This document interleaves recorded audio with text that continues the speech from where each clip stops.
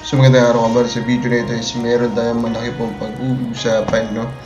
So pre-agency pa rin po tayo kabola. During the night, diba, may biglaan tayong lumabas po na rumor kabola regarding a Legend of the San Miguel Beerman. It's worth discussing already because of its implications. So hindi pa nakasubscribe, kapag mo yung subscription button. So I'm talking about this rumor nga pa na si Arwin Santos, the Legend of the San Miguel Beerman, set to play for his hometown Pampanga Giant Lanterns daw in MPBL. Pampanga is currently leading, no, in the MPBL. They are very, very dominant there. Kumbaga sila yung San Miguel. Beerman, TNT, Hinebra po doon, kabola. Ito 42 years old veteran's contract with Northport expired last month. He is now free to choose if he will sign with Northport to play or MPBL. So medyo nakakalito, no? Ito na po na rumor. Kasi sabi doon, set to play, di ba? So pero sabi naman doon sa second paragraph, kabola, kakatapos na pala ng kontrata, di ba? So it means hindi pa rin pala sure, kabola, di ba? Kung saan po siya maglaro. May ni-imply niya lang na pwede pong bumalik siya, no, sa MPBL. Ito nga pong si Arwin Santos. So nakita nga natin, na-confirm natin na yung kontrata nga po ni Arwin Santos, kabola, is nagtapos na po, malamang within this last few months. Kasi po yung report po na nanggaling is May 2022 pa lang, no, yung kontrata po ni Arwin Santos. So may possibility talaga na makabalik po siya, no, or sa MPBL na po siya magre-retire. Actually, if you look at it naman, kabola, si Arwin, 42 naman na ito. He is a legend of the league, pero 42 na rin.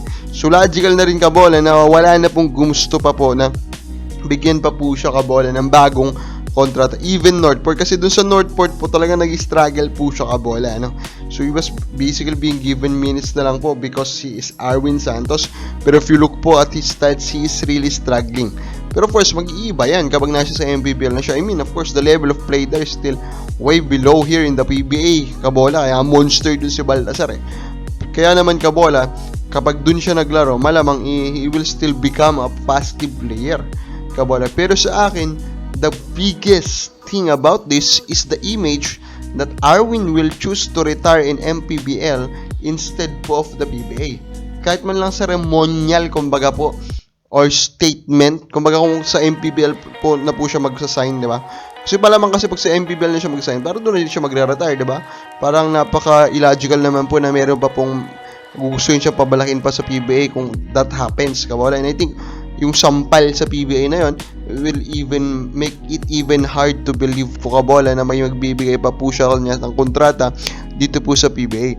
Kaya naman po, kapag ito po is napapirma na po sa MPBL, malamang talagang it will be a very, very big thing, kabola, about what we can expect, diba? Papakita talaga nito, kabola, na there is something brewing here, kabola. May say something brewing na nagiging legit na po na competitor ng PBA ang MPBL. Take note nyo, kabola, no? Hindi lang po si Arwin kung sakali po ang gumawa nito ngayong taon. Meron na pong nauna sa kanyang tatlo. Roy Zumang, Nueva Ecija, si Joseph Gabayni, Bulacan, and of course si Encho Serrano, kabola, diba? Sa Pampanga din.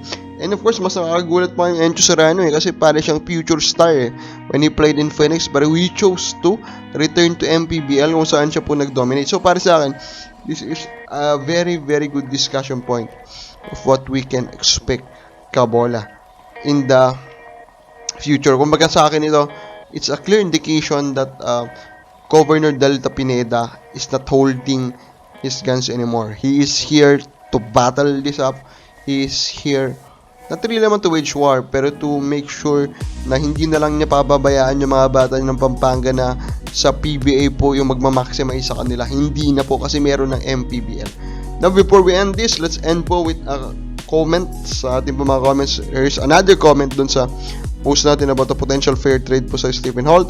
Hahanyisi daw at Holt. Is that a fair trade sa mata ko? Yes, that is a fair trade. Almost similar sila ng age, I think. And of course, Hahanyisi is a proven PBA player. Holt is baguhan or bagong entry, although I believe Holt will be the better player moving forward. Pero in this trade, before po maglaro si Holt talaga sa PBA, I think I will look at it as a fair one.